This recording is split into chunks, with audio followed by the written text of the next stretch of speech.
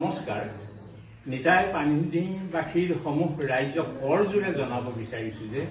অহা ৩-৪ মে তাৰিখে নিতাই পুখুৰী হাইস্কুলৰ খেলপথাৰত বহাগী সন্মিলন ভাগি পাতিবৰ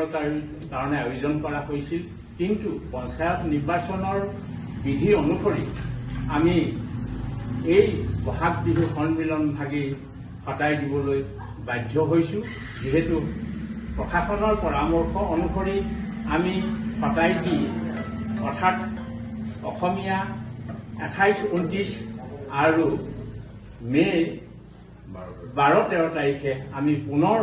এই বহাগী সন্মিলন ভাগি পাতিবৰ কাৰণে আয়োজন কৰিছো গতিকে সকলো ৰাইজে যাতে এই বিহু সন্মিলনত ভাগ লয়হি তাৰ বাবে অনুৰোধ জনালো বাকী কাৰ্যসূচী একেদৰে থাকিব খালি আমাৰ তাৰিখটোহে বদলি হৈছে ধন্যবাদ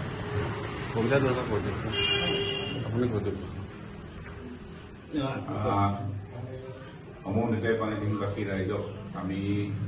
নিতাই পুখুৰী কেন্দ্ৰীয় ৰঙালী বিহু সন্মিলনৰ আয়োজক সমিতিৰ তৰফৰ পৰা অভিনয়ে জনাব খুজিম যে আমি নিতাই পুখুৰী কেন্দ্ৰীয় ৰঙালী বিহু সন্মিলনখন ৩-৪ মে তাৰিখে অনুষ্ঠিত কৰাৰ বাবে আয়োজন কৰিছিলো ইতিমধ্যে যেহেতু ৰাজ্যত পঞ্চায়ত নিৰ্বাচনৰ আচৰণ বিধি চলি আছে পঞ্চায়ত নিৰ্বাচন অনুষ্ঠিত হৈ আছে সেয়েহে প্ৰশাসনৰ পৰামৰ্শ অনুসৰি উক্ত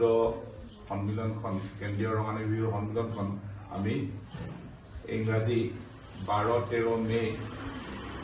আৰু অসমীয়া লেখেৰে ২৮-২৯ বহাগত অনুষ্ঠিত কৰিবলৈ তাৎক্ষণিকভাৱে আমাৰ সভাই সিদ্ধান্ত গ্ৰহণ কৰিছে এই বিষয়ে আপোনালোকক আমি কৰজোৰে অনুৰোধ জনাইছো আৰু এই সন্মিলনখন সকলো প্ৰকাৰৰ সহযোগিতা আপোনালোকৰ পৰা আশা কৰিছো ধন্যবাদ।